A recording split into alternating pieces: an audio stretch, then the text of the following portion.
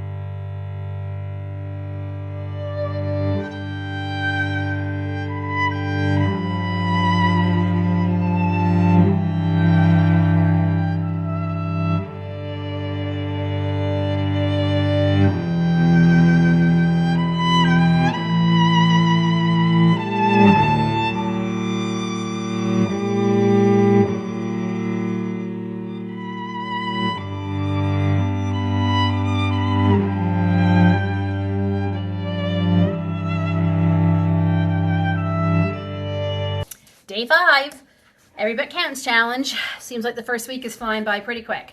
Okay, so an update on what the rules I made for us during this challenge. I said that if things were on sale at a good price, I probably would still buy them. I just wouldn't use them during the challenge. And I also gave myself a $25 budget a week for dairy. We don't have dairy animals, so, and yes, we like dairy. especially our son. We go through a lot of milk for it because of Aiden. So we had to buy some dairy, and we went $2 over our budget for the week. So I said 25, we end up spending 27.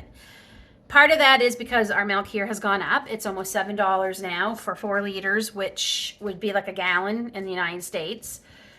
And Aiden starts back school from Christmas break next week, so I wanted to get him some of those drinkable yogurts that he likes. Luckily, they were on sale for 88 cents, but still, I bought 5, one for each day next week. And the cheese sticks. I'm debating about whether or not to put this in my budget for dairy, or saying if things were on sale, we were going to buy them. Because Grace loves the cheese sticks, and they have been insanely expensive. They were on sale like half price today, so we bought 1 package. So that kind of is what put us the $2 over. If I hadn't bought that, I'd actually be under. But anyway, I'm not going to kick ourselves for being $2 over for a dairy budget. I think that's pretty good. Fingers crossed we don't need any more milk until Sunday, so we don't have to go into next week's budget. I also bought Gracie some yogurt, which I'm hoping that's the last yogurt I buy for her, so I can start making her her dairy-free yogurt. So that being said, I think it's going pretty well. We're only day 5 in, but hey, it's 5 days. And I'm excited to be back in the kitchen. Sorry, my barrette fell out. And cooking. I took quite a break during Christmas. We just kind of basically ate all the leftovers and all the things I made leading up to Christmas, because I did a lot of baking and a lot of cooking. Pretty much. So I didn't really do a whole lot of cooking. It was easy things, leftovers, things like that. So it was a nice little break, but I'm excited to be back into the kitchen cooking again. And today is my first new recipe that I'm trying. If y'all remember, one of my goals for this year is to try at least 1 new recipe a week. And it's from the Fresh Eggs Daily cookbook by Lisa Steele, who I love. And I'm really excited to try it. So it's called Toasty Holiday Strata, which is a good way to use up some leftovers. So in this, from my pantry, my freezers, I have 2 bags of this French baguette that I put in. 1 bag was just from New Year's. This bag was from a couple months ago. So we're finally getting to them. Leftover prime rib from New Year's Day. Garlic that I grew from my own garden. Onions, which I didn't grow, but I bought them a while ago, and they've been in my stockpile for a bit. And what else do we need? Milk, eggs, which we have a lot of eggs. No one told my chickens they're supposed to slow down. So we've had lots of eggs. I haven't even touched my frozen eggs yet that I froze back in the summer. I'm really going to have to start doing something with them. Some nutmeg. You do need 2 cups of shredded Swiss cheese. We don't have Swiss cheese, so we're using mozzarella because it's what we have. And I think that is it. Just spray the pan. So let's get started. I have my oven preheating to 350 degrees, and I'm just finishing cubing up this bread into cubes. And putting them in my greased baking dish. The recipe calls for an 8-inch square baking dish. I don't have one. I do not have one. So I am making it in my, I believe this is a 9 by 11. I never know what these are. It's this one. I can't see the bottom of it. I'm pretty sure it's 9 by 11, or is it 9 by 11 or 9 by 15? Pretty sure it's 9 by 11. I've only measured it 15 million times. So I'm going to, she's saying use 4 cups, which is pretty much what I'm going to end up having. And it gets this out of my freezer, and it doesn't go to waste. So this will go in the oven for 7 to 8 minutes. So that pan I was using was much smaller than a 9 by 15. That is only the smaller one was like 8 by 11. This is a 9 by 15, which I had to switch to because I didn't have enough room. These are going into the oven to toast for 7 minutes. While they're toasting, I have my 8 eggs in a bowl. I'm going to break them all up, and I'm going to add my milk, which is how much milk did she say? 2 cups. Great. Going through more milk again, because you know milk's only $7 a gallon, whatever you want to call it, 4 liters.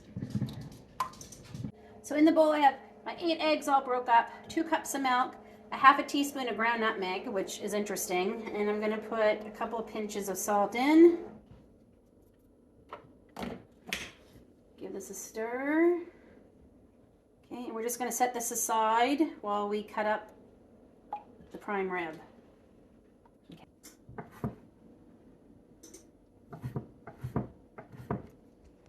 So our bread's all toasted, so top with meat.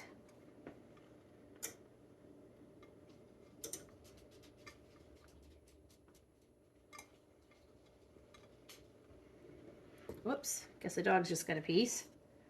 And she heard it. She's right there. This is onion and our garlic all chopped up fine. I'll spread that around here in the back. There we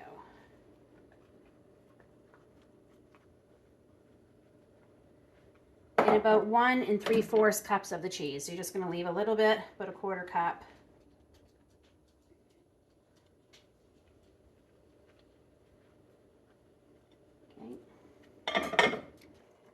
Pour this over, and this has to sit for 30 minutes or overnight. Obviously it's going to be 30 minutes because I didn't do this overnight.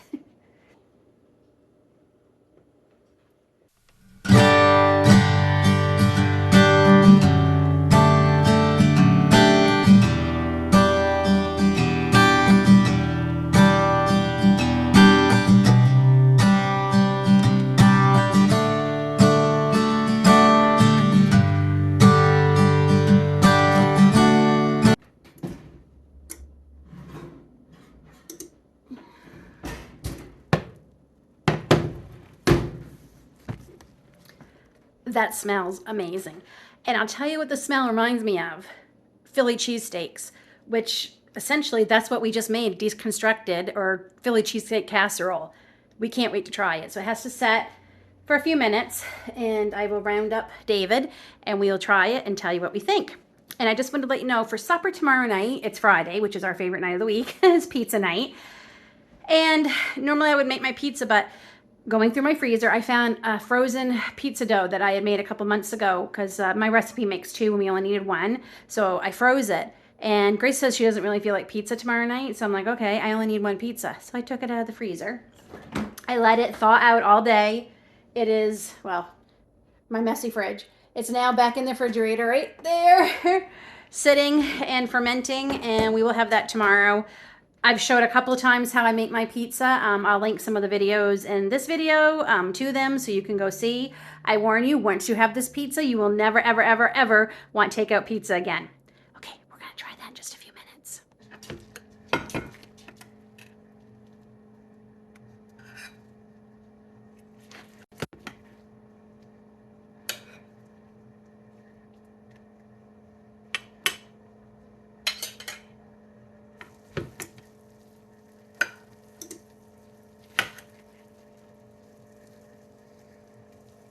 Okay, try it and tell me what you think. It smells good, huh? Okay, give this a shot. It's probably hot. A little bit.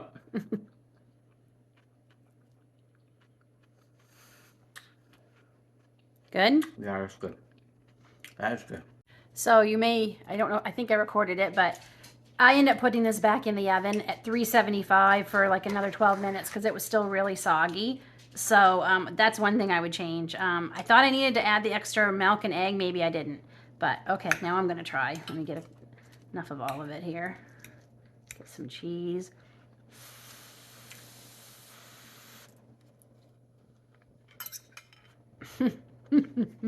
That's really good. And it does remind me of Philly cheesesteak. What do you think, hon? Yeah. Yeah.